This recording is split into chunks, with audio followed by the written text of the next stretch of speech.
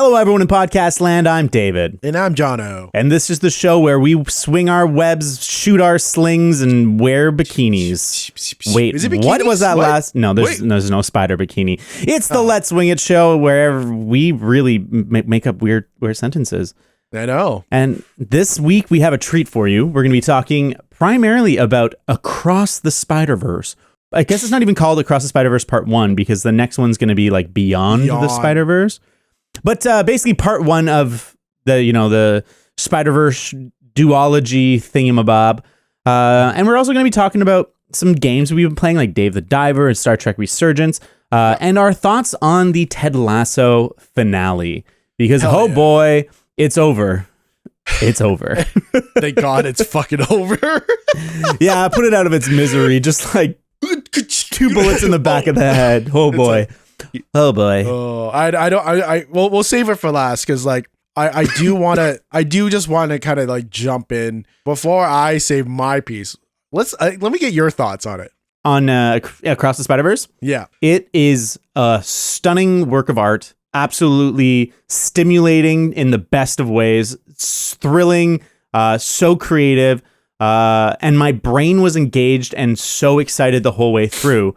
So much so that I found my heart actually had trouble engaging for a lot of it. But there was moments where it started to feel like it was ramping up and it was like, okay, now the emotions are coming and like we're really feeling this. And then it was over.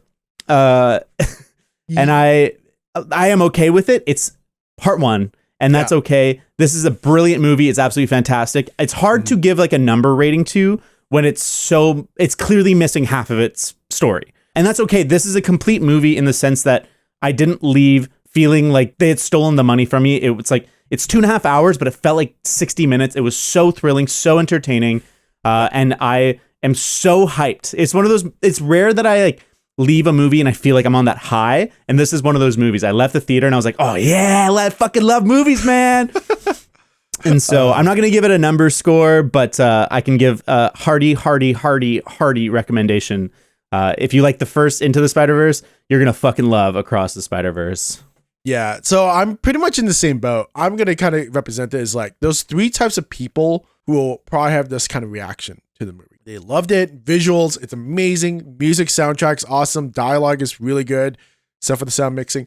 And then, those like problems. Especially early on, it's like hard to hear dialogue over the music and noise. I was like, huh? Yeah, I was like, what's going on? But everything's super good. Like for a direct sequel, I could not ask for anything more. Like this one, I wouldn't say is probably better than the first one, but it still stands up on its own. But here's the problem. Like there's that kind of person. Here's the second one is like, I want to kind of see a complete movie. Like just like you said, like I was like, ooh, getting emotionally invested. Spoiler alert. This is gonna be a spoiler cast. Yeah, spoiler cast. From here on out, we're going full spoilers, no warnings. Yeah, those like points are like I was just kind of enjoying it, but I knew it was a 2-parter, so I couldn't get really invested. Yeah, like don't get too attached. It's like it felt like I was on a date that I knew that there's nothing else that I'm just gonna get laid. So you kind of like distance yourself and you're just gonna enjoy your time. But I wanted to get really invested because like the first one, I got super invested in that one. I'm like, go Miles, go.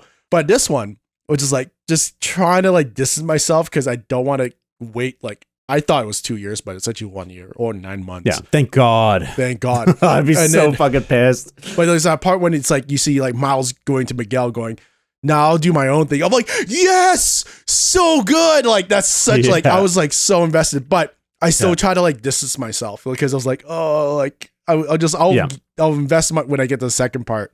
You're kind of like, I still want to have a third movie. And there's a third person who's just going to nitpick the shit out of it. I do have like a couple small problems, like the sound mixing. Okay. Yeah. And I think I have a problem with a couple of the fights because it's just like, the fights were visually good, but it felt like those times where it didn't have a sense of urgency. Because it's just like when you see Miles fight the Spot the first time, it's like, dude, you could have taken care of this really easily. Second part was like when Gwen's fighting the Vulture. I'm like, you guys are like, I understand what you guys are doing with the fight scene is to establish characters, fighting styles, and use it as a vehicle for dialogue. But it never felt like the first one when like Spider-Man or Miles is fighting Kingpin. Like there was a sense of like, I got to get this done or we're all screwed. It just felt like I'm just gonna fight and we're gonna have awesome dialogue, but the Vulture's gonna fuck everything up. That's fine. I get what you're saying, because like, yeah, if you're searching for like a, you know, an ultimate fight, like sense of urgency, those fights don't have that. But I don't think that's the purpose of them. I think especially the Spot one is it's almost like unassuming. You're like, oh, it's just like, you know, it's a friendly neighborhood Spider-Man scene. He's just being goofy and it's fun. And it's like a really creative, fun scene having him like, you know, portal in him and fight that way. Yeah. And they do a good job, but it's definitely not like a intense fight, but it's clever and creative. So I can vibe with that. I also think the same thing with Gwen and the Vulture fight is that it's less about, you know, this is like the world saving fight and more about like, what the fuck is going on? And I need to stop this, but like I'm still I'm Spider-Girl, you know? Yeah. Or Spider-Gwen. It just felt weird. What's her wait. What's her official Spider title? Is she Spider-Woman? Spider-Woman. Yeah, I think it's Spider-Woman. I think the one on the motorcycle I thought was Spider. It doesn't matter. Well, anyway, all Spider people, anyways. Yeah. those spider people. I guess that's a proper gender. I don't know, but yeah, it just felt like those like parts. I'm like, okay, like this guy's really fucking everything up, and these people in the danger like just fucking. But yeah, like it's a dialogue. It's a vehicle for all this dialogue and scene building. Like, who's Miguel? Who's this like Spider-Woman? I think I can't remember what her name is. And then also you have this awesome like dialogue of who the Vulture is, which was really awesome. But just like it was kind of weird, but I kind of like forgave it. I'm like, it's fun, it's great. Yeah. And then you get to this huge first like emotional impact with Gwen and her father, which was awesome. I think, I hear what you're saying. I think that whole like 15, 20 minute whole part with Gwen is really powerful and really impactful. And I felt emotionally engaged. And I thought they did a really stunning job with like the watercolors at her apartment where it's like, it's kind of all cold. And then her dad's like, are you too cool for a hug or whatever? And she's like, no. And she goes in for the hug and the colors all become warm. Yeah. And it was like such a great impactful moment. And I didn't realize it on my first watch. I saw this on Twitter, but it's like, it looks like they're trying to present Gwen as a trans character where she has like, you know, the trans flag as is her primary colors. And she has like a little trans flag in her room and stuff. So interesting. It's not explicitly said that she's trans, and I don't think it really matters to the story, but it's cool representation either way. And I think that's actually interesting. Yeah. Cause I always felt like, I'm like, I wonder if this is this romance between Gwen and Miles. I'm like, is this actually like a true romance, or are they just like two people who have a shared secret? Each other. Yeah, you just really wanted this like attachment, because there's one part in the movie where it's like, Miles, who's your friend? And he's like, that guy. I think in the last movie it wasn't clear. It was like Miles kind of has a crush on her because she's so cool. And then that's kind of where they leave it. It's like they love each other in the sense that like, you know, a spider person and a spider person loves a spider person because they understand that person so well. But I think in this one, to me, it was pretty explicit that there's a romance. At least it's building. And like the way that he draws her 100 times in his sketchbook, but she also like is drawing him or painting him. I can't remember what it is, but she's like clearly missing him. And I feel like they're definitely building towards that. And maybe not. Maybe it's just meant for the parents to think that, like in the sense that like Miles' parents thought that, you know, she's the girlfriend or whatever. But yeah, I mean, I'm not gonna knock it. I'm gonna assume just because it's Spider-Man and they'll probably just want to build up tragedy anyways, because that's what Spider-Man, this is the whole movie, is about tragedies, which is actually fucking brilliant. Like, I was just like, how they kind of word it, because that's, for me going in the movie, like, it is, I knew it was something about tragedy because I was like, okay, Miguel's trying to do something. I'm like, first, this was my prediction, is that Miguel was, actually, I guess it was trying to kind of true. He was either creating or letting these tragedies happen to help build spider people, so he could build his army to, this is what I was going to assume, to take over the multiverse. In a way, it's kind of true, but maybe he's not taking over the multiverse.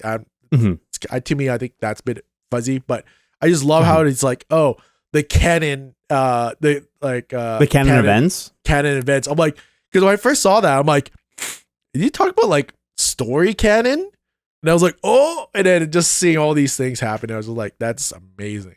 Yeah, I think that thematic exploration is absolutely brilliant. And it's not like heavy-handed. It's just this idea of like Spider-Man is defined by tragedy. And it's like, it's these important events where he loses someone. And I don't know what, the thematic conclusion of that will be. We'll see in 9 months or whatever. Yeah. But I have a feeling that the whole point is going to be like, you aren't defined by your tragedies. You're defined by like what you do with them. You're defined by like who you choose to be. And Miles, like I love that setup of like, okay, every Spider-Man loses a uncle figure or whatever, or like, Uncle Ben or Aunt May or Uncle Uncle Aaron.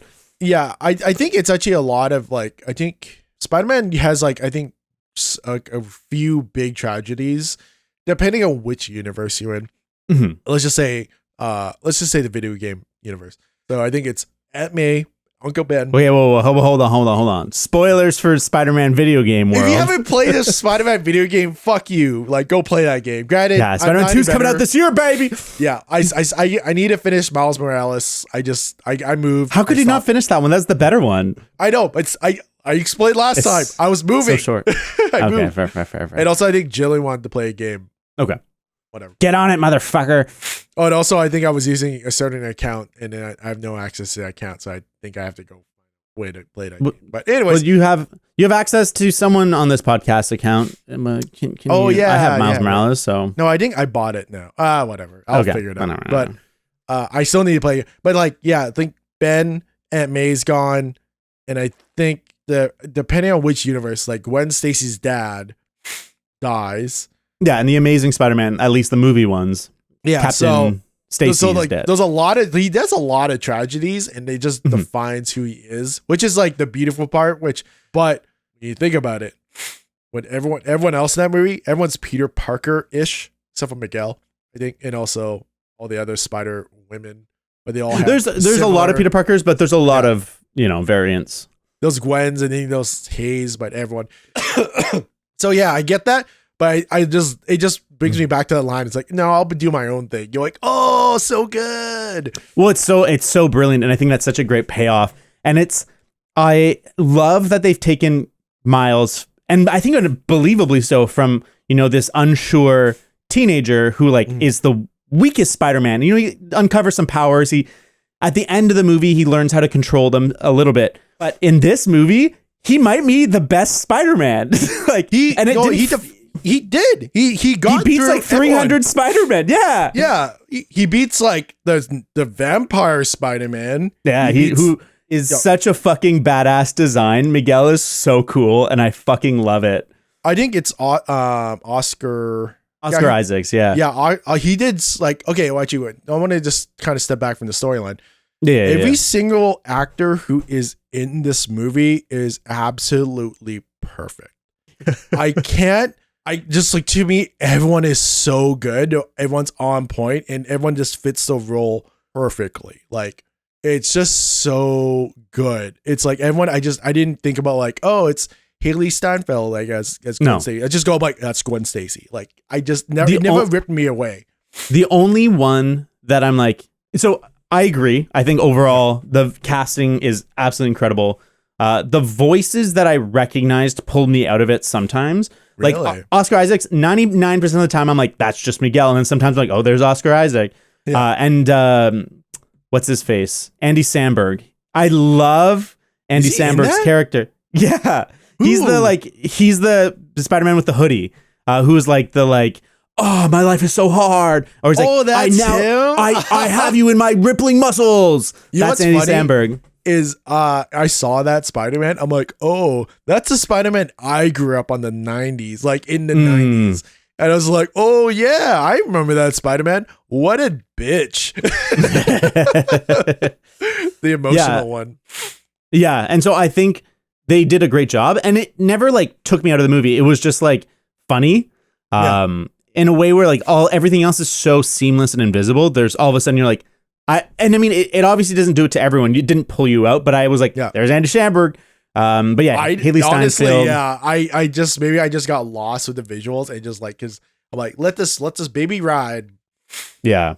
Well, and like, it's just such a thrilling movie. Like there was no part where I wasn't just enthralled by what was happening. I think Oh, it's just man. the visuals will just, to me, it was like borderline like the most beautiful movie I have ever seen. Mhm. Granted, I haven't seen everything everywhere all at once yet. I heard that's very beautiful. Apples and oranges. It's Yeah, apples so and oranges. Yeah, but like for visually stunning, like it was so. Here's the big thing about why I really love this movie. I'm a guy who loves like big over action, Mhm. arcing storylines, like all the major stuff that makes a movie good. So it's kind of like the whole part of like, how do you fill your day, right? You do the big stuff first, and then you fill it with sand. You do all the small stuff, and you can fill that bucket still with water, and you have like the perfect level of movie. This movie, yes, it has a problem of like it's not a complete movie, so I couldn't get that emotionally attached. But when you actually think about it in this sense, it does everything, all the overarching things really well, opens up for the next movie really well. But it has all these small little thing like details. Like the best small detail, I think my favorite is when Miles's mother snaps and you see the Puerto Rican flag. It's just like, why did they have to do that? But it's great. Like it's like it doesn't distract me. It just goes, "Ha, she's Puerto Rican." Of course, she's gonna be mad. I saw someone point that out in the trailer, and actually was like kind of looking for it when it happened in the movie, but I got distracted by other things that I actually like. It's not so in your face that it's like it's a big deal. Yeah. And I think that's something that will carry this franchise and into the next movie. Why I'm not particularly worried is clearly everyone on every fucking level believes in this movie. Like there's no one working on this movie that isn't like passionate on making it the best fucking movie it can be, because like the last one was an influential masterpiece. Movies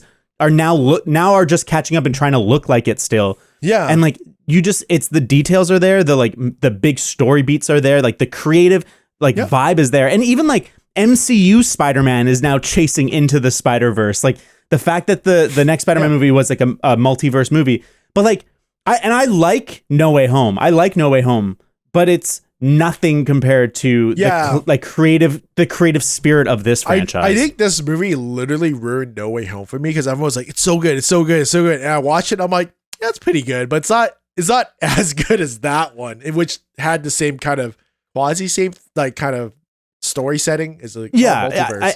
I agree. I think they're different enough for me that it doesn't bother me, in the sense that like these are all mostly new renditions of Spider-Man that existed in the comics, but haven't been in movies. Whereas there's a joy, and I think the fan service part of it is the actors. And so seeing those specific portrayals of Spider-Man played by those actors, there's something special about that even, having them in Spider-Verse doesn't feel quite the same. But I think it's undeniable that Spider-Verse is the fucking trendsetter of the millennia. I mean, and I thank God like the Spider-Verse came out, because now you have so many cool visual, new style of animation. Like the movie I'm kind of looking forward to is, I keep saying this over and over again, is the new Teenage Mutant Ninja Turtles Mutant Mayhem. Sure. That movie would not have existed if Spider-Verse didn't do well. Like at least not like that. They would have done another TMNT movie, because they always do. Yeah. But it would have been something completely different. And this just looks so refreshing and bright and lovely. And I feel like there's something special to whatever Sony is doing with this studio, where like, I don't know if they just let them off the chain, but this movie straddles so many art styles so seamlessly. It's like constantly shifting. Like one thing I noticed, and I'm sure an animator can tell me more, is that it's constantly shifting from being more like 2D plane sort of thing. It's always 3D models, but like the feeling is kind of more of a 2D film. And then it'll go and like pull depth out and really create like a sense of space. Yeah. And it just like, it'll do that seamlessly. And while it's doing that, it's changing the way the brush strokes work. It'll change the line work. Like there's times where there's like weird chromatic aberration and like literally outlines of stuff that kind of doesn't match or moves at a different frame rate. Yeah. And then there's like Hobie. The punk one. Spider-Punk is literally, I think, the coolest Spider-Man design I've ever seen. And like, because when I first saw him, I was like, oh yeah, okay, he's kind of cool. And then you see him in motion, like the way he talks, the way he's integrated into the story. You're right. He's the fucking coolest Spider-Man ever, man. He's incredible. And I love that one joke that they're in the elevator. He's like, how you look so cool in and out of the mask? And he's like, He's like, how do you look even cooler without the mask? Yeah. Oh, is that what it was? Oh, yeah. And that's Daniel Kaluuya, and that's another voice that's like, yeah, I know that voice well. I've seen him in a ton of movies, but it didn't really pull me out of it at all. No, that's the thing is I don't recognize any of these voices. I just literally just want to enjoy this movie. Yeah, I love that. And I think I'm realizing one of my favorite kinds of characters is the like character that's like too good to be true. Yeah. And like the main character's kind of like sort of jealous or suspicious of, but then they turned out to be actually as good as you think they are. Big fan. Like that happened in D&D, like the paladin, where it's like, oh no, this guy's too good to be true. Fuck this guy. And then he turns out to be like the most pure good. Same thing with Hobby. You're like, dude's a faker. Fuck this guy. And then you're like, okay, he's actually the sickest. Here's the thing is that I maybe this is me being skeptical. Like maybe I'm still skeptical because I haven't watched the end of the movie. Is I'm kind of going, this is just talking about the storyline. This is my speculations. Like, I wonder if he's still like, I wonder if he's actually like a bad guy. Because he's like, he kind of like just still, he kind of like starts, his character's all about anarchy and fighting the system. And he's kind of like, him being part of the, I think the elite task force. I can't remember the freaking name. That him being part of this group is kind of like anti him, like he's anti-establishment. So it's like, maybe he's just doing it because that's who he is. Or does he have something sneaky because he quits, he lets Spider-Man out, he teaches him how, and then also seeds the wristband whatever thing to Gwen as well. Which is way cooler. Which is super cool. But it's just like in a way when you think about it, it's like the grand scheme of like, oh, is he like quasi being the bad guy a little bit? Maybe. I think anything's possible. Like they could definitely take that turn. I don't think that's going to be the arc they give him. I think it'll be, he's indifferent and cold, and he just likes to see the world burn. But I think by the end of it, he'll buy in, and I think he'll believe in Miles. I think that's going to be his arc, is like understanding that like there is things worth fighting for. There is things like there is good in this world. I don't think that he doesn't believe that. Like he's still Spider-Man, but I would like to see an evil Spider-Man, and it's always come up during the whole Spider-Man canon storyline between Amazing, Fantastic, and Spider-Man, like those three timelines for MCU. But I was just like, I want to, maybe for me, that's why I'm hoping. I was like, I hope he's bad, because it's just like I want to see bad Spider-Man. I mean, like I said, anything's possible. It's hard to know. I mean, we're kind of getting that with Miguel, but it's more that he's just misunderstood and he's set in his like plan that's kind of not the right one. But I think I don't think Hobie's going to be bad. But I just want to shout out, I saw something really cool on Twitter where they described part of the animation, because they animate every character differently. They give them they had different rules for how they can move. Like the Indian Spider-Man, they base his movement off of real Indian martial arts. But Hobie, what they did is that like they have his different distinct elements. So there's like him, his guitar, and then there's another element, and they animate them on different frames so that it moves kind of in a weird creative way, and it really adds to the sense of like anarchy or like of chaos, because like nothing's moving at the same rate. And then just like that kind of like collage style they do with him, even like the portal gun he gives Gwen, it's like instead of being like the usual sci-fi portal, it's this weird like collage thing that's going, and it just looks so incredible, kind of out of place, but like it's perfect because he's a being from a different dimension that's opening portals for these people. Oh man, it's so incredible. It's so good. And I think actually going back to the Indian Spider-Man, I love how like he travels in, like Miles sneaks in and he goes like, oh, it's Mumbai. It's like I just love all these like little things. I'm like, oh, it's so good. Like not Manhattan. Yeah.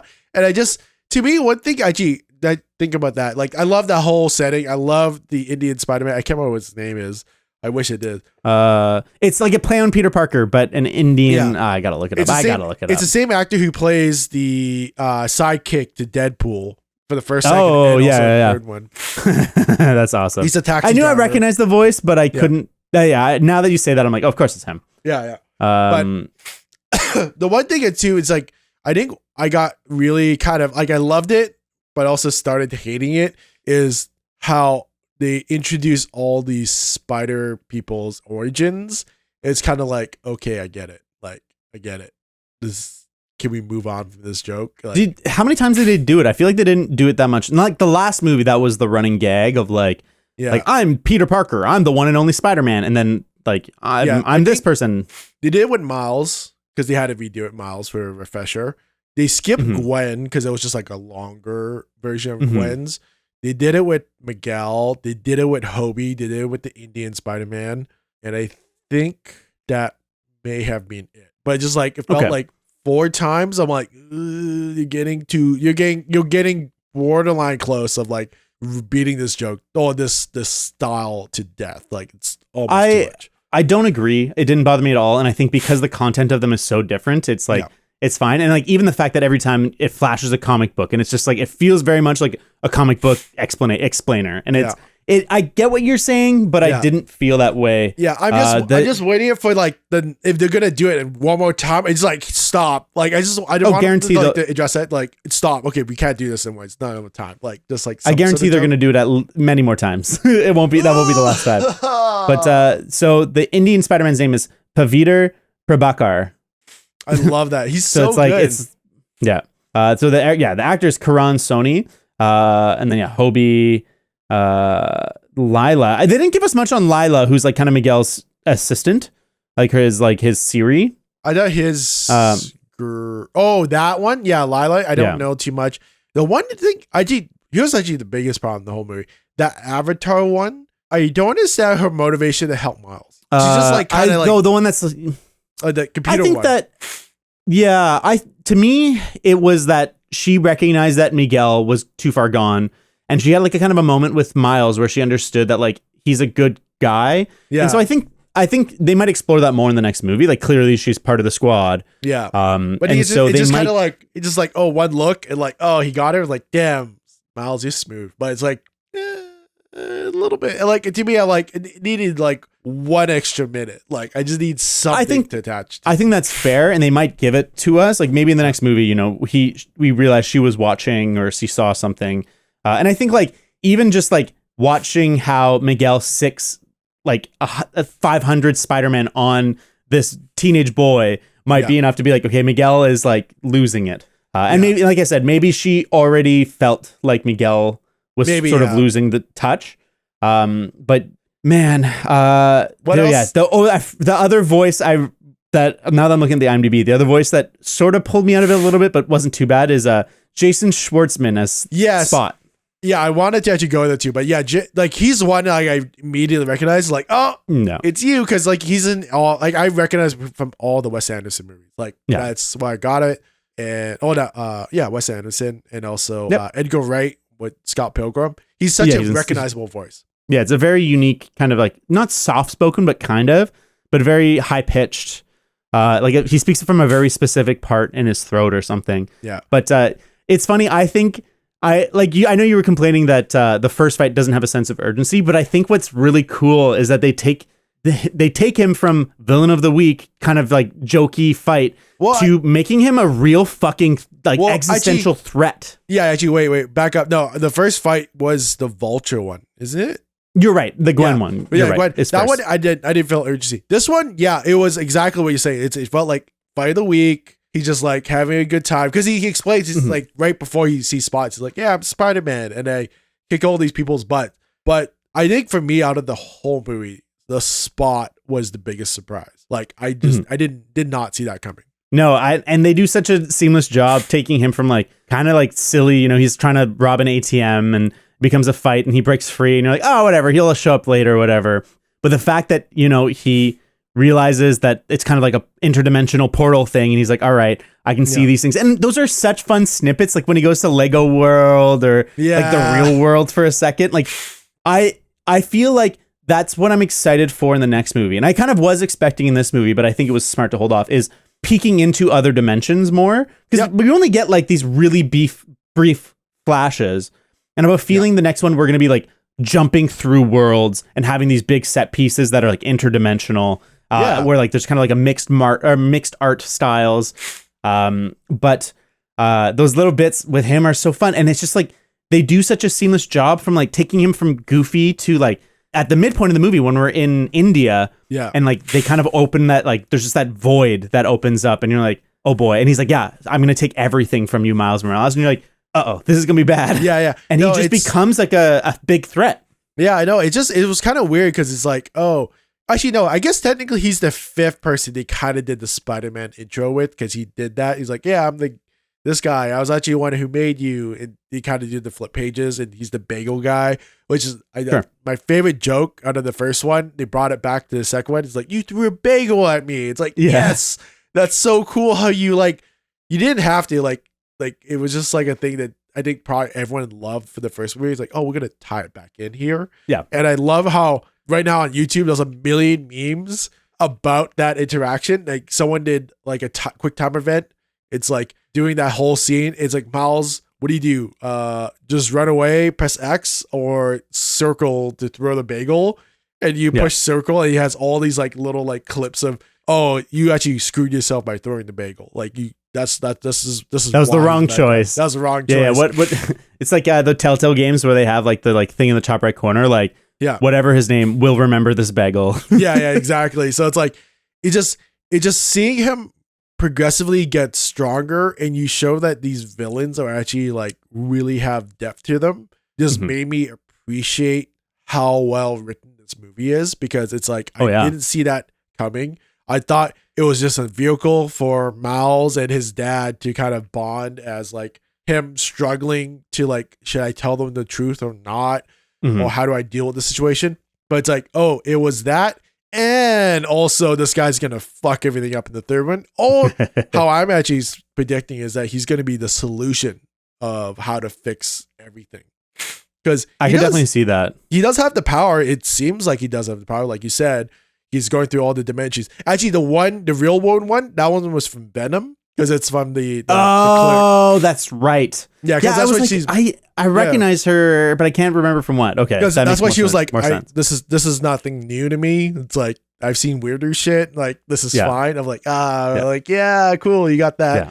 Lego Spider-Man's definitely a good part. But yeah, I think I can't wait to see how Miles deals with Spot because he is at that level because it looks like he has unlimited spots. He is probably going to be the most OP bad guy. Well, and I agree. I think your prediction that he might be the solution at the end isn't like impossible because I don't think they present Spot as like this hopeless, evil villain. And like maybe, as he absorbs the darkness, he becomes more and more evil. Yeah. But I could see him being like redeemable and being an important piece to the finale. I think he has like misunderstanding and he's just putting personal blame on Spider-Man, even though it's not really his fault. He kind of just like was there. Like it just, to me, it's just like, that was just, I do share the same criticism. He just kind of disappears after India, which makes sense. But also it's kind of like, I was hoping I don't think he fully disappears. I think that he's active and like the last I think we see of him is in India, right? But it's like he's creating this interdimensional void that I think is going to come into play in a really important way.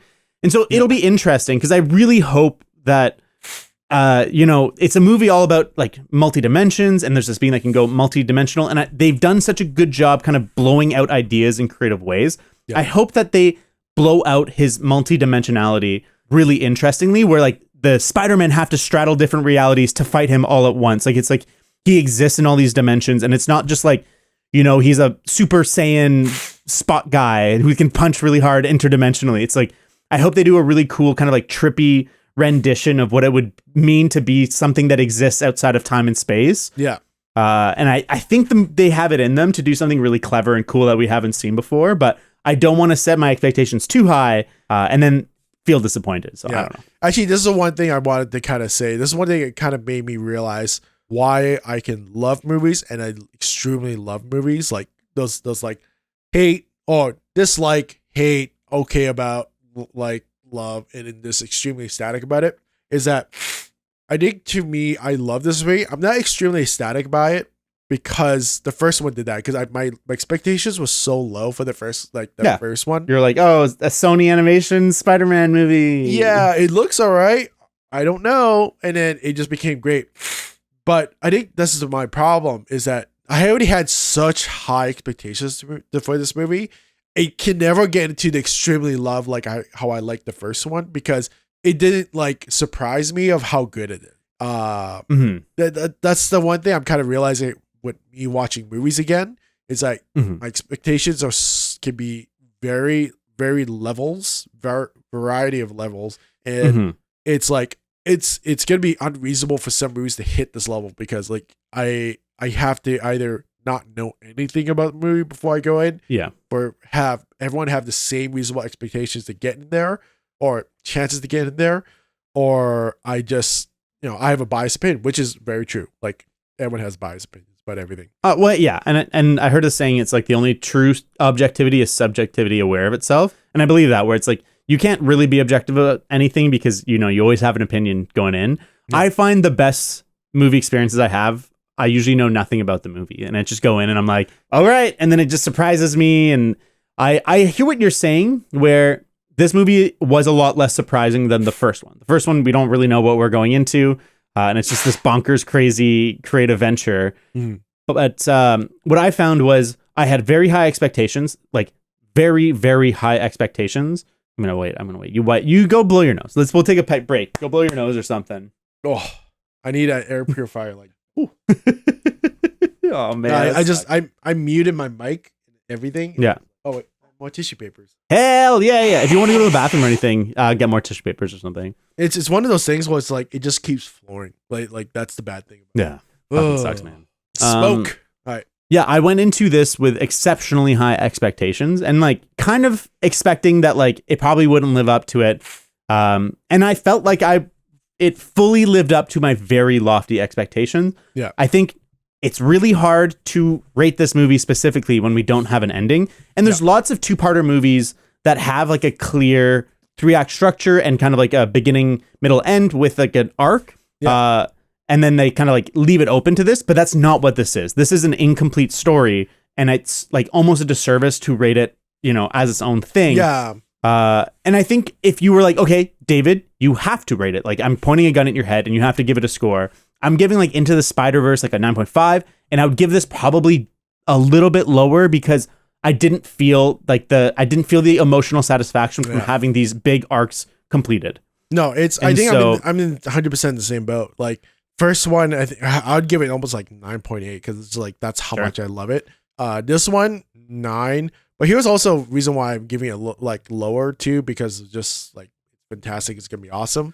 It's just that also you need to watch the first one to understand what the fuck's going on in the second one. Like that's the problem. It's like this one. It's like it's not a standalone movie. Mm-hmm. You have to kind of like, if you want to have any sort of enjoyment, you have to watch the first movie. Yeah, I'd be really curious. I love when people don't watch the first movie of a franchise and they come in later, what they think. I think this would be a really hard time. So it's funny because I was in Edmonton this weekend to visit my grandma, and I knew I had to watch this movie at some point so we could podcast. Yeah. And then it came up when I was planning with, so my mom was there. So I was with my mom. She's like, we were trying to plan stuff to do. And I was like, oh, we should go see Into the Spider-Verse, almost as a joke, because she hasn't seen it. Her partner hasn't seen it. My grandma hasn't seen the first one. And also, like, this is not a movie for, I think, an older crowd. I think it's like you have to have that, not like young person, but like that modern, like the ADHD brain of modernity, where you're like used to things happening really fucking fast and really flashy. And you can kind of keep up with like a crazy pace. Yeah. And I don't think my 92-year-old grandma would have understood what was happening. She'd be like, and so that one, because it's tough. My grandma like actually likes to go to movies, and she just can't do much anymore. It's hard because she's a walker or whatever. Yeah. But movies is something she was like, oh, I would love to go to the movies. And I was like, wait, no. I was like, I don't think I want to go to Spider-Verse with you. But then I got curious. I'm like, maybe she would love it. Maybe there's so much happening that they wouldn't fully get it, but they would still or there might be it. like case points where she recognizes the old like comic book art style too, because there was one comic book art style that I recognize because I grew up with it, is that you see like the black outline, you see these like little dots, like that's like Silver Age to Golden Age in between. Sure. You see that everywhere, and it's just like, I love this. I love all these like little small things. Yeah, and like I mean, we could like, if we had the movie, we could spend like 3 hours just like pressing play and pause and just be like, that's Spider-Man, that's from this. That's Spider-Man, that's from this. That's Spider-Man, that's from this. And even like the cameo of Donald Glover as Uncle Aaron. Oh, that was it's clever. So good. Like I'm like, is that the Donald Glover from the MCU? The Tom Holland one? Like I hope so. That'd be so cool. Because I mean, in the Tom Holland one, that is Uncle Aaron, but we haven't seen him as the Prowler. He was kind of just like this low-level gangster dude. And so it'd be interesting if he shows back up in the MCU. Because apparently, like, I'm curious to see the impacts that Spider-Verse has on MCU world. Because in this, they pull live action people into it, and it feels not so bad. And but also, I have a feeling the other way will be more jarring. Like having animated characters in a live action movie is more jarring than live action characters in an animated movie. Yeah, 100%. Because you watch like Who Framed Roger Rabbit. You like think some parts of like Last Action Hero. No, like I can't remember what. Or like Mary Poppins or something like that. It's like it doesn't Space Jam. Space Jam. That's a big one. It doesn't look right. It never looks right. Well, I guess Space Jam is more like the Donald Glover situation crosses Spider-Verse. But it's like there is scenes where there's animated characters in the live action world, and that doesn't look as good as when live action characters are in the animated world. Like that's the better part of the movie. Well, actually, I'm thinking about like animated characters in a live action world. I'm not sure it'll look quite right. No, that looks. Yeah, that's what I'm saying is that doesn't look good. Yeah, it doesn't look good. So. I think I'm really, because it's already leaked out that they're going to make Miles Morales a live action Miles Morales, which I'm really hesitant about. I'm not looking forward to it. It's probably like he's probably going to come in like phase 6 or phase 7 probably, which I'm going to assume. I'm actually shocked. I assumed, and maybe I should be an MCU writer, because at the end of the last Spider-Man movie. Yeah. Everyone has their minds wiped of Peter Parker, so he doesn't really exist. He's kind of like alone. All his friends forget him. Everyone forgets him. So in order to save the world, and so he was going to be all by himself. So I thought that was the best opportunity they could ever have to introduce Miles Morales as his only friend. Is like he finds this kid and kind of mentors him, and that's like a good. I don't think it should be Miles Morales Spider-Man yet. I think it should just be just like this kid who shows up, and then he's like, "What's your name?" "Oh, Miles." Yeah. And then the audience is like, is that kind of like the video game one? Because he like Peter was like friends with Miles, and then Miles became Spider-Man, and it kind of like did the same kind of thing. Yeah, so that's what I kind of expected it to be, was something like that. Because I like the way they do it in the video game, where at the end of the game, Miles is Spider-Man E, but he's not fully formed, and then you do the Miles Morales like DLC. It's not DLC, but the standalone game. Yeah, because Spider-Man had to go on vacation. Yeah, and so I love that DLC. I love that story. I like that rendition of Miles. I obviously like Into the Spider-Verse Miles more. I find the video game Miles sounds like an older man, not older man, but like it sounds like a 25-year-old trying to sound like a teenager, like putting on a voice. Yeah, because he's still like 16, 17 in the game, right? He's still in high school. Yeah, they must be like seniors in high school, but he sounds like an older person trying to sound young. Whereas this Spider-Man, voiced by what's his name, Shamik Moore, but he's still in his 20s though. Yeah, well, and they're probably about the same age, is my guess, because he's 20. So it's 1995, so he's like 28. Yeah. But he just sounds like a kid to me. Like he just sounds like a teenager. Yeah. And he did a good job aging up the voice. Like he sounds older than he did in the last one. I mean, that was 5 years ago, so I guess he is older. Yeah. But it doesn't. I don't hear the older actor in the voice as much. But I fucking love the movie. Everyone should go see it. And if you haven't seen the first one, you should stop whatever you're fucking doing and go see the first one right now. And then go watch the second one. Actually, here's one thing, because like, you see Gwen going back to her. She gets sent back to her universe and finally confronts her dad, which is really cool. I love that interaction.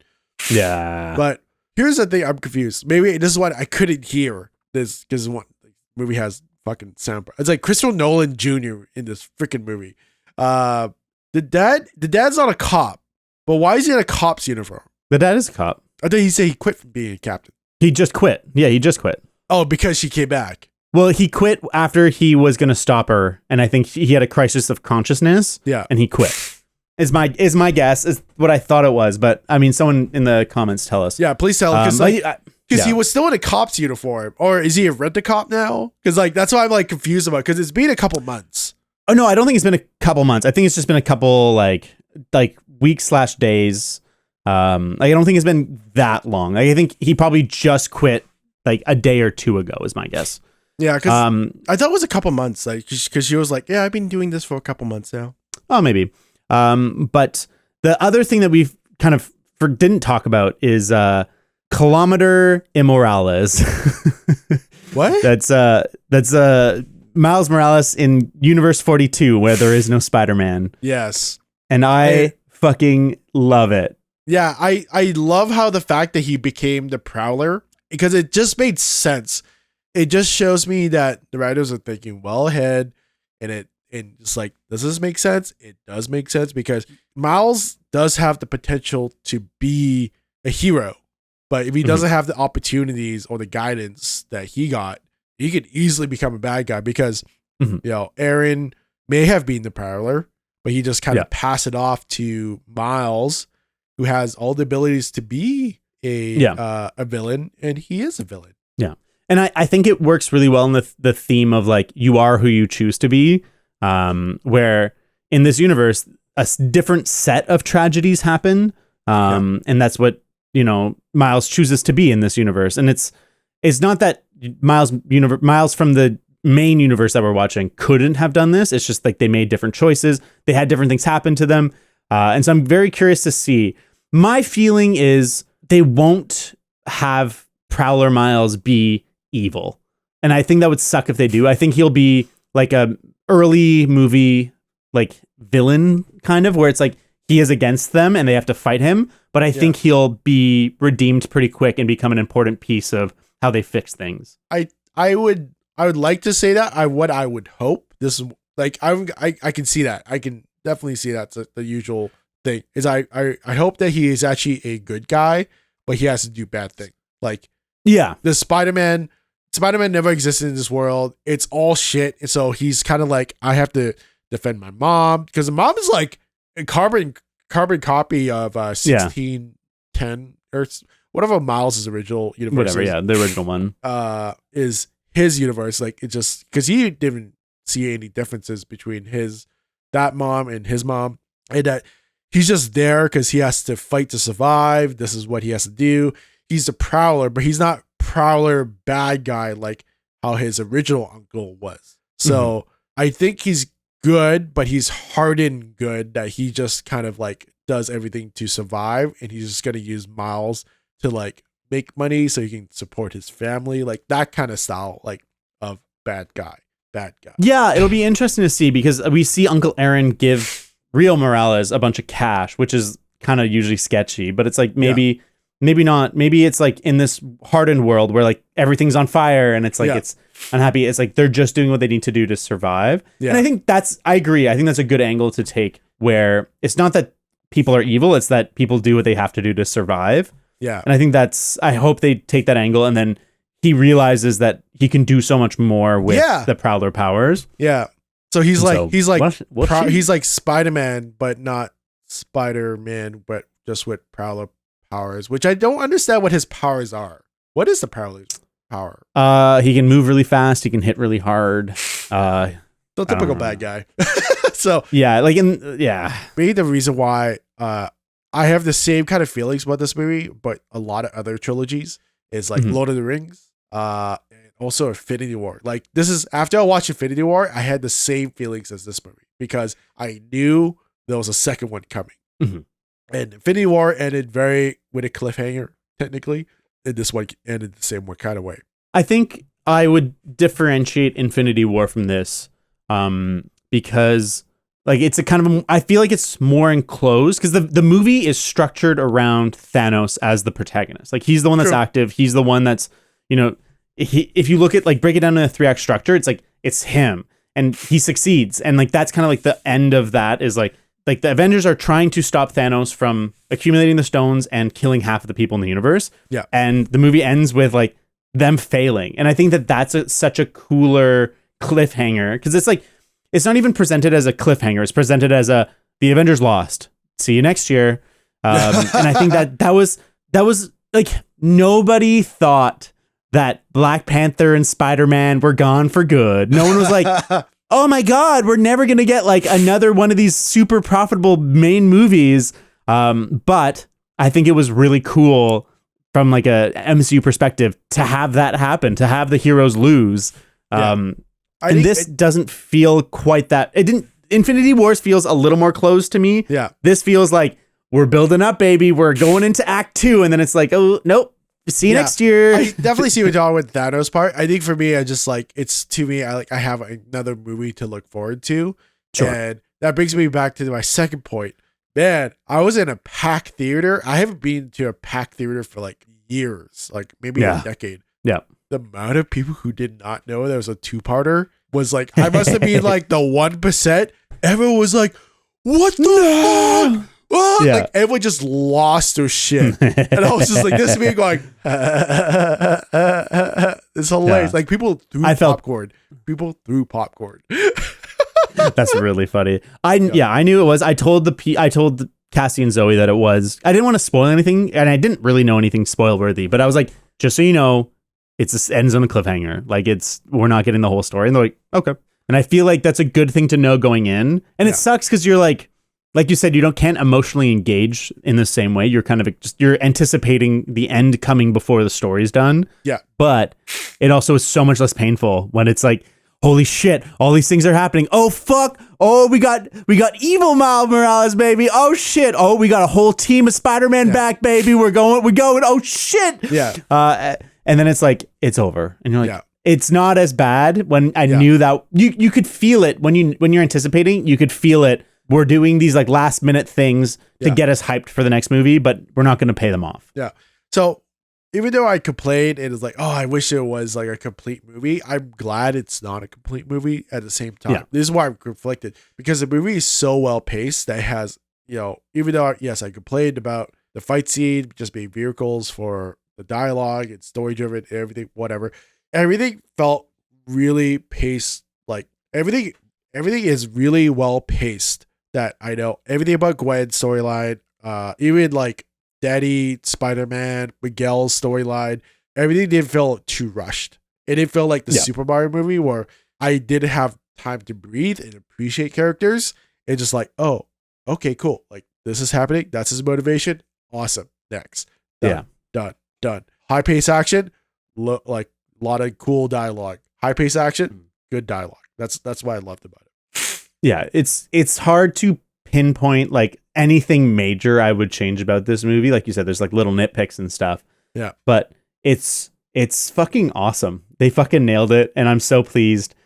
Somehow they stepped up the game. It's not as much of a surprise, but I think this movie, like in every way, they've stepped up the game. Yeah. And so we'll see in 9 months to a year or whatever if they can bring it home. I think if the finale is good. Yeah. The duology will be seen as better than the first one, and then if they don't, then the duology as a whole will be seen as I think worse. the duology, the only thing you'll ever probably suffer is that you have to watch the first one. Like you have to watch that one, you have to watch this. But at the end of the day, it's like, yes, you should watch the first one. You don't if you don't watch the first one. And that's pretty normal. As an audience, I think we're pretty used to watching series now. Like it's like, oh, you want to watch Harry Potter 7? Like, okay, you have to watch, 6 more movies. I mean, or like Lord of the Rings, you can't just start at Return of the King. And maybe for me, because my brain set's like, I didn't play The Witcher 1, I played a little bit Witcher 2, and I finished Witcher 3. I just needed to know like little bits of the first and second one. I didn't need to play them and just to enjoy them. Like that's. But I think video games are a little bit different in that way. Yeah. Especially, it's like there's some franchises that are. Like, you don't need to have watched Amazing Spider-Man 2 to get into the Spider-Verse, and that's the same franchise. Yeah. But this is one story. And so it's like, it is complete together, and it's I hear that, but to me it's not a downside. It's just hey, we got one really fucking great movie, and look, they keep going, baby. Yeah. Maybe, what would be kind of fun before the third one, because we're both hyped for it, is we should maybe do a watch party to whoever's like wants to like watch the first one and the second one. Like we'll watch it like week over week, but like just like so we could pause and go like, This is why this movie's great, because Okay. look at this, and just see it analyzed, because I actually would enjoy doing that.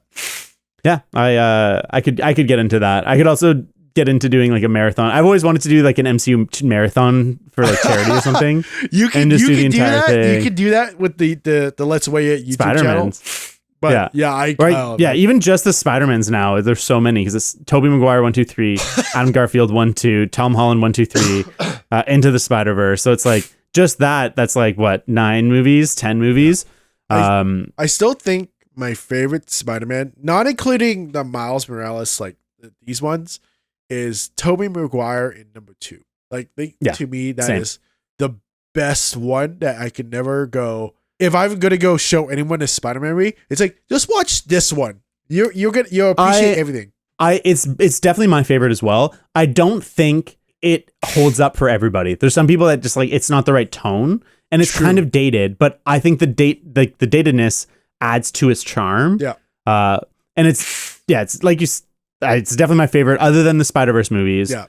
But like they're cheesy. We did them on Carpal Critics and like everyone liked them. Yeah. But both Riley and James were like, they're good. It's good, but like, it's old. No, but it's definitely my favorite. Fucking pizza time. Yeah, pizza time. I love that. But anyways, do you have anything else to say on Spider-Verse? Spider-Verse, 9 out of 10. Out of the 3 personas, I'm probably in the middle of all 3. But if you don't watch this, fuck you. Yeah, I'm not gonna give it a specific score. I'm gonna wait till the next one, and I can kind of score both together. I think there's no one on this planet that shouldn't go see Spider-Verse if they've seen the first one. And I think if you haven't seen the first one, go watch it now. They're incredible. And it's the best of animation. Yeah. Like it's just absolutely phenomenal. And like it's mainstream, it's superheroes, but they elevate it. They do something special. And it's just thrilling. And like I said, I left the theater on a high, just like the last one. You're just like, man, they did something so special. Yeah. And it's just a beautiful. Actually, the one thing I want to say is I know I keep propping AMC so much. Yeah, you talk about so much. Dolby Cinema experience, holy shit. It's like, oh my God. Like, dude, like if you are like a 100% hardcore moviegoer, watch it in Dolby Cinema. You're not going to regret it. Do not watch this in 3D. I don't think there is a 3D version. I hope not. But Dolby Cinema, it could have been good, but you know that it would be shitty. Yeah. It sounded so good. And you know the parts where like the buildings are collapsing, the chairs vibrated. It was just like, whoa. I didn't see that coming. And I was like, I'm so immersed. I love this. Oh, so perfect. Vibrated from like the rumble of the bass or like from like a motor in the chair? The rumble of the bass. Okay. It sounds so good. I didn't really understood the fandom on Dolby until I watched this movie. I'm like, oh, I get it now. I get it. Sure, get it. It's so good. And also the value is so good. Holy crap. $21.50 plus a $5 credit. They paid me $1 to watch this movie. I mean, hell yeah, AMC. You can be our next sponsor. Please sponsor us. So I guess that finishes Spider-Verse. We can move on. Let's talk about something we both have watched and have opposite feelings from Spider-Verse on. Ted Lasso, the finale. It happened last week. Yep. And oh boy, did they fucking suck. Well, I don't know. I mean, I won't speak for you, but for myself, man, there's bright spots in the 3rd season. We've talked about it briefly last week or 2 weeks ago. Go back if you want to hear broad thoughts. But I was hoping this finale would really bring it home, but it might be the worst episode of the season. I felt no emotional satisfaction. Yeah. I thought a bunch of the stuff that happens was like really dumb and simple. And like every conversation that happens is like, they thought this was good. Like, and I don't know. I don't know what happened, but that was it was a terrible finale. So yes, it's bad. It's season 3 is by far the worst. They couldn't stick the landing. It's just not great. I like how the soccer match or the football match started. I hated how it ended. It's like you literally took North American sports teenage tropes. Like you literally airbud the ending. It's like, oh, Nate, fake the Nate, like do the Nate thing. And then James Harden's like, oh, pass the ball, let me pass it. It's like, and someone else scores. I'm like, this is what, why did you do this? Like, you made it so campy that it didn't feel real. Like all the soccer matches, maybe with Zama, who cares? It felt like it was a legit match. Like I could see like, oh, this would have really happened. Sure. Like, but this one was the most like campy, cartoonish shit I've ever seen. It just ruined everything. I'm like, wow, you fucking like destroyed me here. I don't like you. I used to love watching the first and the second season of Ted Lasso. I don't want to watch this at all. I took it off my favorite list. I'll never go back. I'll never watch it because it's just so dumb. And I wouldn't recommend it to anyone. I feel like they just like they have all these scenes that you're like this should be a good scene. Like the few times Rebecca and Ted talk, and it's like she's trying to beg him to stay. And all this stuff. I actually like those scenes. Those scenes are actually really good. I thought they were okay. I thought the airport one was like it was too much. Just like didn't make me feel anything. Yeah. And then I thought when she saw, so I think one thing that's super stupid is they go back to the guy from Amsterdam, like the pilot shows up with the kid, and I was like, this is nothing. And then it's like, what the fuck was this whole like the psychic plot? It's like, okay, they someone makes a comment of like, she's the mother of the team, and I'm like, that's fucking stupid. No, it's not her family. That's not a fucking family. Fuck you. Yeah. And then like I thought that love was just like not well written and kind of weird and awkward. I thought it was so general random nitpick. Yeah. For some reason, this episode's green screen across the board was fucked up. Like every edge on the green screen was so fucked up in the game. Normally the game's like you can kind of tell, it's not a real stadium, whatever. But this one, like they would have like their noses disappear for a frame, or they'd have like their hair all fucked up. And then that final sequence where, I mean, spoilers for Ted Lasso, who cares? Don't fucking watch it. When Ted is on the plane and it's presented as Beard is getting married at Stonehenge or whatever, but it's probably a flash, or it's probably a dream sequence of him, like as is. Either way, it's fucking stupid. But the special effects in that scene are like a joke. It's like fucking Sharknado level. I was shocked at how bad the fucking CG was in that scene. And also, Ted wasn't there too. Ted wasn't there. I'm like, why is he not there? He would have fucking made the trip for Coach Beard's wedding. So the explanation I've heard, and I think like makes sense, is that it's a dream sequence in his head. So it's him dreaming about how everyone will be fine without him. I don't give a shit. I don't give a shit. It's just fucking stupid and it's lazy. And like, I was so disappointed. I thought maybe the season will be good if the ending is there. And I thought they had a good ending in mind. Yeah. But this was so generic, so unsatisfying, so uncreative. And it just felt like what it felt like is they were rushing to get off the show. They were ready to be done. They kind of like it, to me, it feels like they had the first season and that's what they had in their head. Yeah. And then they're like, okay, we're going to expand it, do the second season. And they're like, I want to end this. I want to end this. And this third season feels like such a fucking write-in. Like they just didn't try. It felt like they were just, it literally was the creator when like this, like time to die.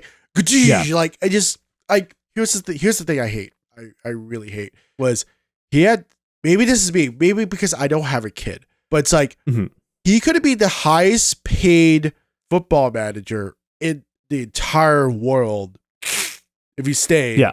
I would be like, yo, son, you come live here.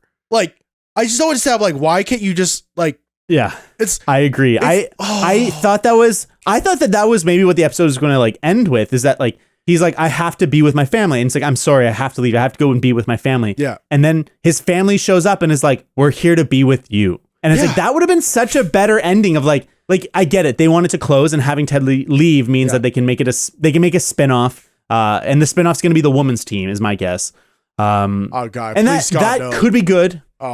I'm okay with it being that different. Yeah. If it's like that different of a show, it's like okay, fine. Everyone can come in and do cameos and shit. To be clear, I'm in favor for women's football, but to me, that just felt like it just felt so weird. It's like a women's league. I'm like, you fucking kidding me? You guys never had a women's league at that level at a premiership? Like, oh, this is the first time I've thought about it.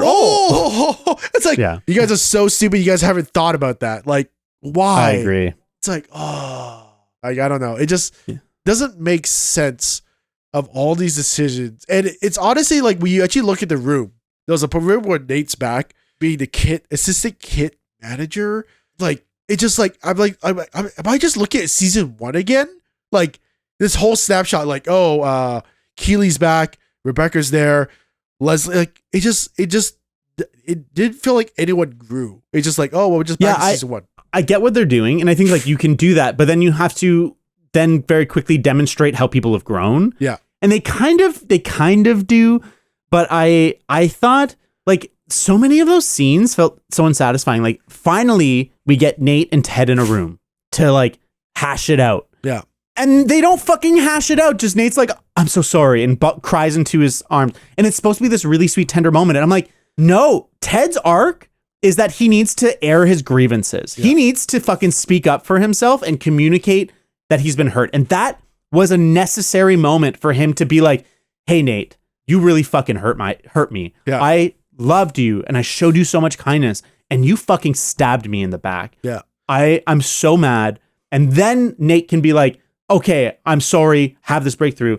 But having Ted go back to just being like unwavering, just like acceptance, that's not an arc. That's just like returning to season 1 again. And it's like, it sucks to have him return to being an iconic character like that, where it's just like, there is no growth. He's just is the way he is. Yeah. When they have done that. Same with, this is the thing that pissed me off the fucking most of the whole episode. Yeah.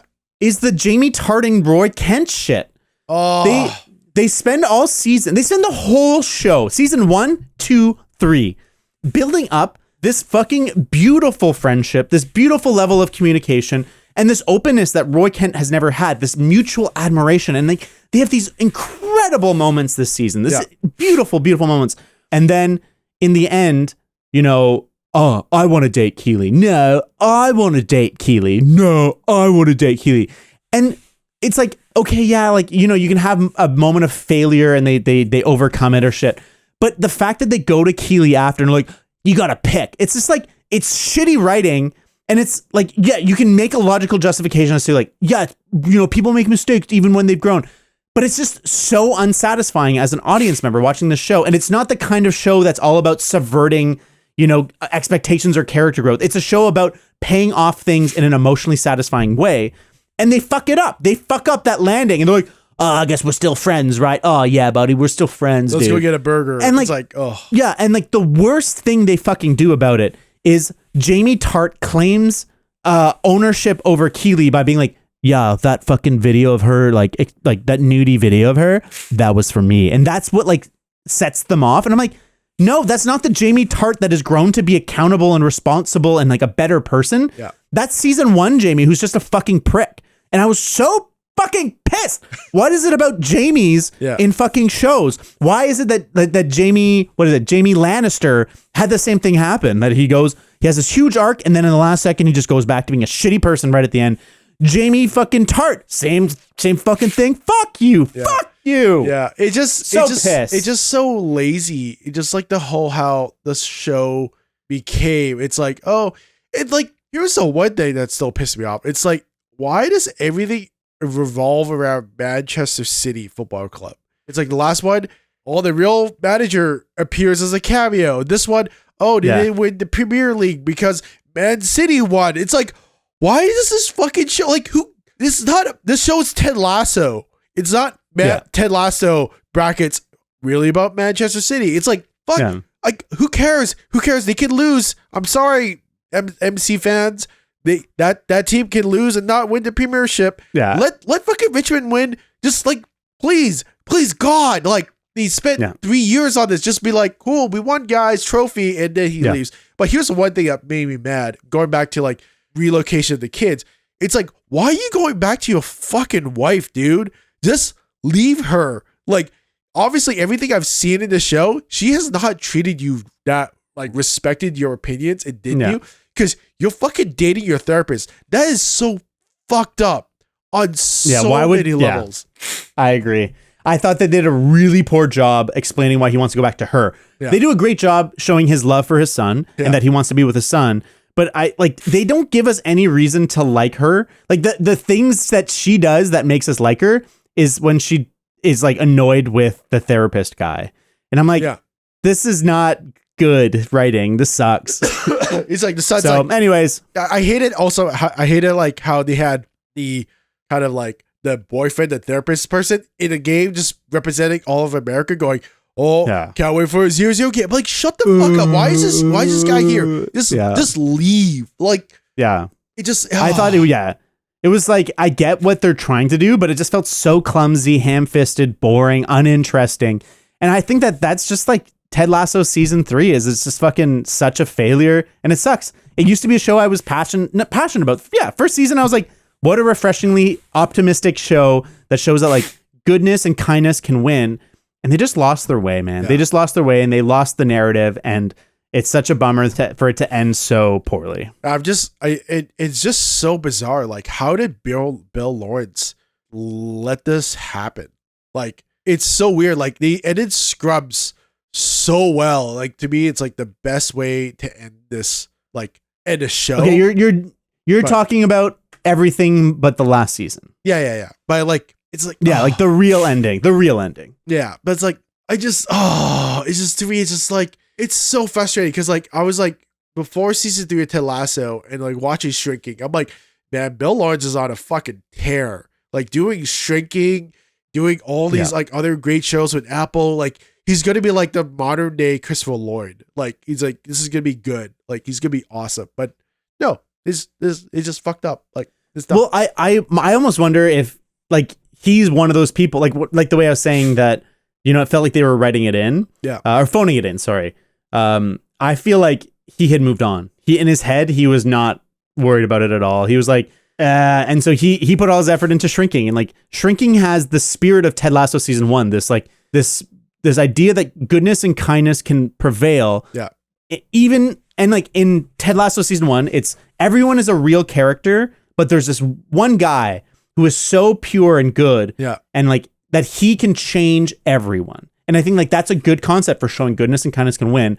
And Shrinking is like an evolution of that idea where it's more complicated. Yeah. But this like it's this idea of like goodness and kindness can win. But here's the thing. And it's Shrinking. You get to the fucking point, which is the point of the whole show. Yeah. It's like, this is like, get to the fucking point. Yes, Nate, just come back to the team. But hey, why are you Kitman? Be the fucking assistant coach. Like, oh my God. I thought that was... He was a stupid and thing. I think too, like, Rupert, they do this whole big arc with Rupert, but like, it didn't feel super satisfying. It just felt like, I don't know, it felt tacky to have him like go on the field and push the guy and then get booed and stuff. I was like, this isn't real. Like, this is like a joke in a cartoon. And like, Ted Lasso works when Ted Lasso is a fucking cartoon and everyone is real. And all of a sudden, at the end of season 3, everyone's a fucking cartoon. Yeah. It just, to me, I understand why they did it, but it's just, to me, I think they shouldn't have done it. Like, no. The reason why they want to do it is because everyone loves Rupert. Everyone thinks Rupert's a great, fantastic guy. And he finally sees his true colors. Like, try to injure Jamie, try to like get rid of her, and then taking out his frustrations because everyone's like, now studying against him. Yeah. I think they could have just done it so much better. Like, it just, agreed. It was such a waste of time. It's like, it's my God. I just like thinking every little thing. Like, I ended that show and like the first like 5 minutes afterwards, I'm like, that was okay. But now, like talking to you about it, it's like, I really fucking hated that. Like season 3, yeah, it was fucking. He started off pretty well, like pretty good. I'm like, yeah, and there's good moments. We talked about it last time. Yeah. So like, there's these bright spots. But man, that finale just like erased all of it. I don't know. I don't even want to talk about Ted Lasso. Fuck Ted Lasso. Yeah. It's done. Ted Lasso. What a disappointment. Jason Sudeikis. Yeah. You should have kept the show as an SNL sketch and never have made a TV show. I think it should have just been one season. It should have just been the mini series, and then that's it. You should just done a season and a half of just him rising, falling, rising again, and leave it at that. Yeah. Done. I'm fine with that. Other than that, I want to talk about the new Star Trek video game called Star Trek Resurgence. Ooh. It's one of those games that I had not heard at all about, but I saw like a series of reviews being like, I think what actually drew me to it was a tweet. It was like, I want more AA games that kind of look shitty, play shitty, but capture something that I love. And I was like, oh, that's interesting. And so it's Star Trek Resurgence is basically a low budget Telltale's style adventure in the Star Trek universe. Okay, because you told me about this. Okay, viewers, we text each other all the time, but Yeah. Not stop, baby. We never stop. Yeah, because we tell each other to shut up because we're like, save it for the pod. But you're like, you told me about this game? I'm like, how did I not hear about this game? Until I looked at it, I'm like, oh, it's one of those games. Yeah, so if you're unfamiliar with Telltale games, people, basically it's like a narrative-driven game where there's the crux of the game is conversations and decisions you're making within them. So sort of in the same vein as like Mass Effect, but if there was no shooting and RPG-ness, it was just talking. And sounds like a typical episode of Star Trek. Exactly. And so I really loved this game. I think they did an amazing job capturing the spirit of 90s Star Trek. It's got a good plot. It's got great characters, great moments, and they do a good job with these like the crux moments where you're in a crisis and you have to make a decision, and like the way they'll pay off, and it feels like in the moment you're like, I'm making a really big decision. I don't want to spoil too much because I think everyone if you liked 90s Star Trek and you can handle a little jank, I would highly, highly recommend this game. I think it suffers a little bit from the same thing that Telltale games and like BioWare games suffer from, where if you really look at the way the branching narratives go, you realize like it's kind of all the same. Like it is different. It's like, yeah, different characters make it to the end, or, like someone's happy with you or is unhappy with you. But like the big beats are still the same. Yeah. But they do a really good job. I think they do a good job. It's tied to a specific episode of Star Trek Next Gen, which I thought was fun. And they build that out and do some cool stuff. And the setting is you're a first officer brought onto this science vessel. And they had a big accident a couple years ago, so a bunch of the crew died, including the first officer. So everyone kind of doesn't like you to start, and you have to earn their trust, get the captain, and you also play as an engineer. So you're doing a mix of conversation. So pretty much every conversation, you'll have like 3 choices of things to say. It's all timed too, so you have to respond quickly. But then there's like little mini gameplay segments, like you do shoot people sometimes, or like there's little stealth segments. And if the game was just those parts, it would be a piece of shit game, but because they're really brief and they're just meant to like spice it up, it's fine. Yeah. It is. I played it on PS5. Oh, okay. But it's on every system. It's capped at 1080p 30 on PC included. Why? It's just a really poorly optimized, poorly debugged game. How much was It's very janky. It was $40. $40? Yeah, and so I think if you're like, I think it's worth the $40. Yeah. Because I played it. I think it ended up being about 9-10 hours. Oh, and 9-10 I like hours? I said, yeah. Holy shit. I had a really good time playing it. I do think for most people, I would wait for a sale. Like when it goes on sale for like $30, $25, easy. If it's $20, is immediate buy. $25, yeah. Pretty much. $30, you really enjoy it. It's like, yeah, if you're like, yeah, I really need a game like this.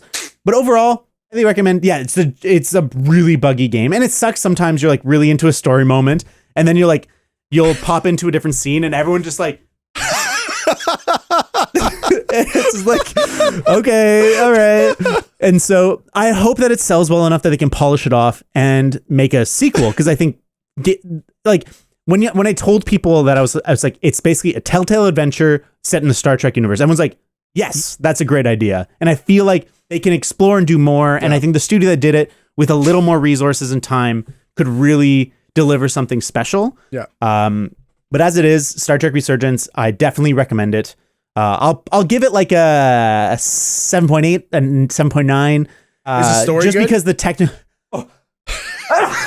the story's awesome. And it's like a really good Star Trek episode, blown out. And it's missing some of the things that make it like an absolutely phenomenal video game. Yeah. But it's missing none of the things that make a great Star Trek episode. And you're put in the middle of it, and you get to play it. And if you, like I said, if you like Next Gen or 90s Star Trek, definitely check out Star Trek Resurgence. Is there like multiple especially endings? If it goes on sale?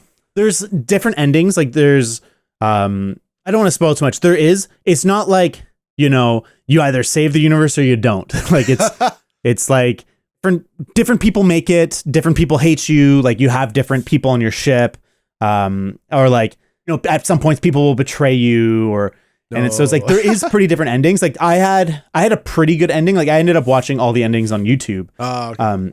And they're pretty different in terms of like not the A plot. Like it's like no matter what. I mean, I don't want to spoil anything, but it's like satisfied. in Walking Dead. I was satisfied with the choices and the impact that my choices had. Yeah. And it was good. It was good. All right. Well, it sounds like that was a game made for true fans. I don't think it's probably a game for people who have no idea what Star Trek is. No. It's for Star Trek fans. So it's for Star Trek. I think I'll you know what? I will give it a try when it goes on sale, and then we can talk about it a bit more. And I'll be like, okay, we'll do a spoiler on a Star Trek. I'm like, did you pick A? Sure. Well, I picked Y. Yeah. So we'll do that. But I want to talk about a game that I actually I knew about, but I didn't really think about it again until I saw a Twitter ad for it, which is Elon, you got me. Son of a bitch.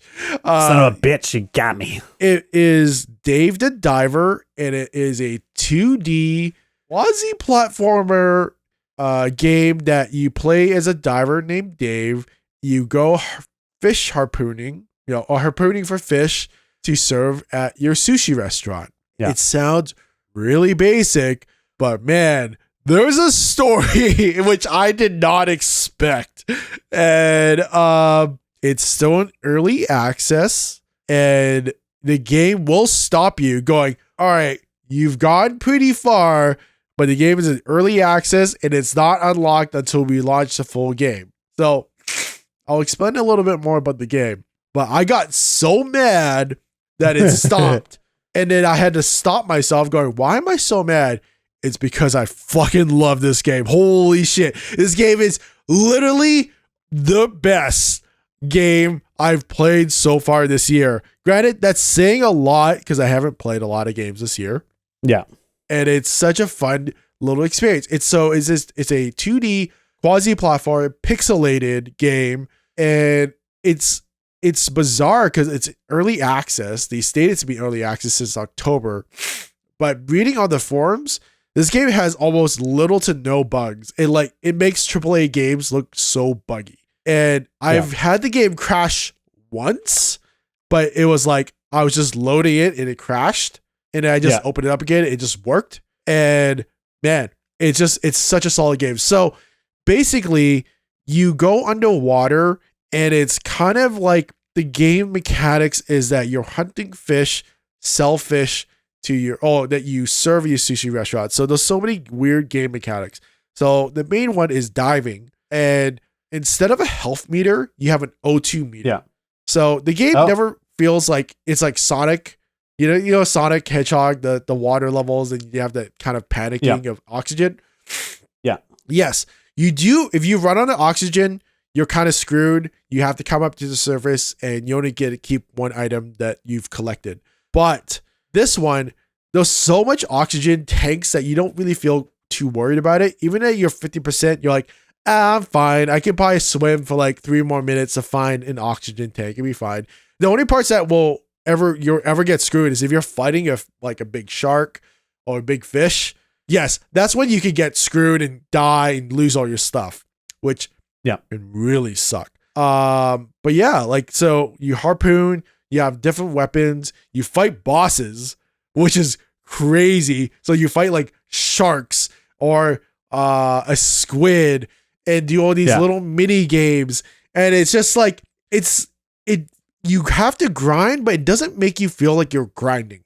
Like you just get you get a bigger box to hold more fish, you get a bigger O2 tank, you get better diving suits so you can go deeper, and it seems like you could get like a ship too, which I found because like you could tranquilizer and bring like a big shark back to your aquarium, and he goes, oh, you need this ship icon. I'm like, oh, I could get a ship? Huh. I mean, can you get it now, or is it going to be later during like the access So phase? The full launch of the game is this month. So this is where it gets really annoying. It goes June 2023. I'm like, okay, it's June now. Can I play full game now? And it still says early access. and they're being tight-lipped for some reason. Ugh, And I just annoying. don't understand. Like, the game is so solid. Like, did you guys just not finish a part of the game? Yeah. Which could be very it. And yeah, maybe they'll end up pushing like the full day. Yeah. Or the full game. Yeah. And then here's one thing. It's cool. It's like, so there's harpooning and collecting fish and serving your fish in the restaurant. You also have a little like serving mini game that you have to play every night. So you have to choose the menu, you research ingredients, you hire staff. So it has like, to me, it's like, oh, my looter shooter plus extraction game, which I love. Yeah. And also business tycoon game, which is also fun. So it's like, you would love that. and then also there's a farming simulator game, and it was like a fish farm simulator. I'm like, this game is perfect. And also the music's cool. And every day you start, the map is randomly generated. So it's always a little bit that's different. cool. Yeah. So I mean, That's actually really cool. it's really cool. But also like after you play like 4 or 5 days, you're like, oh, I got all the tricks. Like I know kind of how to get there. And it's great. So yeah, it's $20 American or $25 Canadian. I would say if you have a Steam Deck, definitely play this or a handheld. Okay. But I played this on a Mac and it runs perfect. Like it's great. Granted, I have an M2 Max processor in mine, Yeah. but it runs perfect. You don't need a really big system. Music's awesome. And visuals are great. The storyline is awesome. There's a lot of like funny fat jokes that I'm also a big person, but it's also fun to see Dave getting kind of pissed off at people. He's like, hey, what the fuck? Yeah. And it's great. Fair enough. I have to check it out. You've definitely sold me. It looks really cool. Watching like the trailers and stuff. Yeah. It's like you can get guns, which is weird. Then you can upgrade those guns. And you have to collect things to upgrade those guns.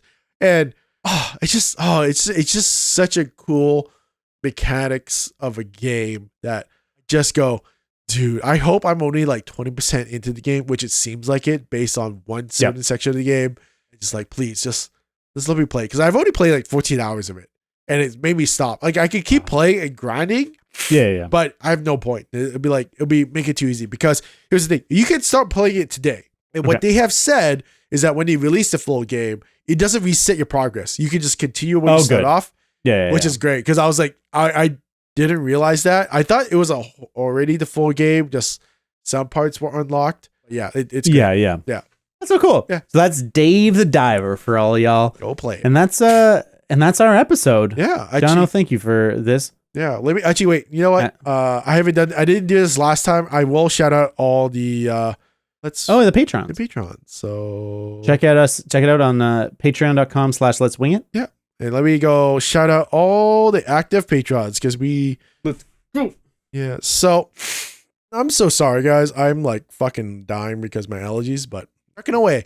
So we got my Patreon dance. Jordan Bueller, Ryan T, Elias Menderes, John Gers, Emma Franklin, Mark Bradshaw, Maury Martinez, Sly Merlin, Ethan Lowe, David Curry, Riggs Wellman, Emiro Coe, Daniel Quazo, Joe Norton, Cody Owen, Daffy Noonan, Mike 1814, and Guillermo Navarro. What's up, guys? Yeah!